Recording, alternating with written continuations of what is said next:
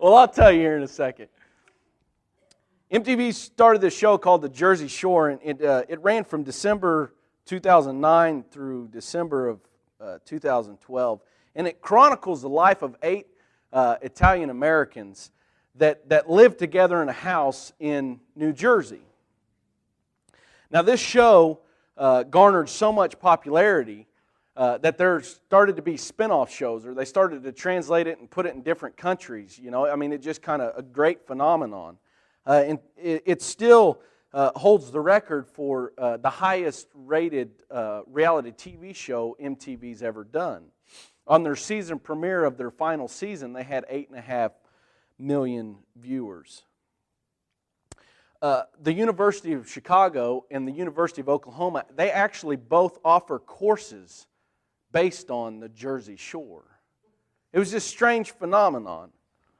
In 2010, even to go a step further, Barbara Walters, the 2010 cast, was on Barbara Walters' top 10 most fascinating people.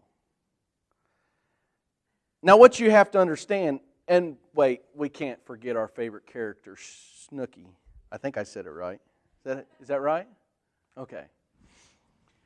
What you have to understand, there was no premise to this show. The whole point of this show was they took these 8 Italian Americans, which come to find out some of them weren't even Italian. They were just tan and young and good looking. They threw them in a house and they put cameras in their face. They had no talent. All they did was party all night and work out all day. That was it. So you took these untalented, extreme individuals and you gave them a lot of money, you gave them a lot of notoriety and a lot of popularity. And as that show has ended, they have scrambled and grafted to try and continue to be in the public eye. We find in the Corinthians the ancient pilot version for Jersey Shore. A group of people that wanted to claim they had the talent, the authority, the ability, the glory to stand above one another, when in reality, they were supposed to carry the cross.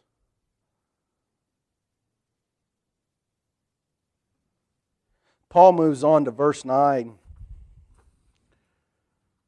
And he goes into even a deeper sarcastic tirade.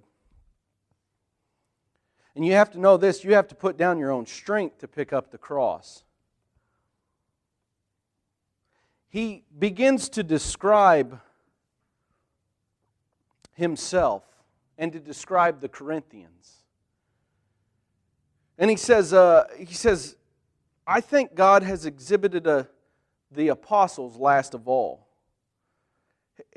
It's really an absurd thing is what he's going to begin to do. He says, you know what, you Corinthians, you're strong, but I'm weak. He says, y'all are distinguished, but I'm without honor. He calls himself the dregs of the world. He kind of compares himself to like the slime left on the ground after a slug's passed by. He then goes and begins to describe himself in verse 11. His physical, his spiritual, his mental state of being. He says, at this present hour we are both hungry and thirsty. We are poorly clothed, roughly treated, and are homeless. This is Paul. This is the man that God chose to send to the Gentiles. That's how he's describing himself. He says we toil and work with our hands. Oh, and by the way, when people yell at us, we bless them. When they slander us, we love them. He's trying to paint a picture to this group of people that following Christ on this earth is not about glory. It's not about strength. It's about being persecuted and blessing. It's about doing the opposite of what our natural human tendency is. There's a Seinfeld episode where George, you remember George, if y'all have seen Seinfeld, he's a short little feller with glasses, and he's always He's just real awkward and always getting in trouble.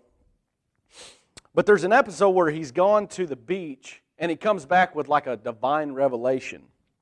And they're always sitting at this diner, and he's sitting at this diner with Jerry, and he says, Jerry, I realized every decision I've ever made in my life is wrong.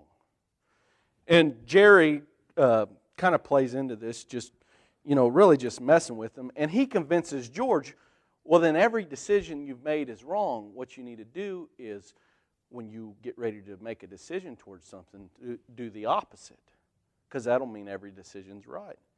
Well, to George, this is a great, brilliant thing. He's so happy that he has a good friend like Jerry. So he gets ready to order lunch, and he knows what he's going to get, and then he decides, no, I got to get the opposite. So he gets the opposite thing. Well, then a few tables over, there's a pretty girl sitting there, and usually he wouldn't ever say anything to him, and he says, no, I'm going to go and say something. So he goes and asks her on a date, and he says, you know what, I'm going to be honest, I'm not going to lie. I live at home, I don't have a job, I'm going bald. And she goes on a date with him. So during that date, come to find out, she worked for the Yankees.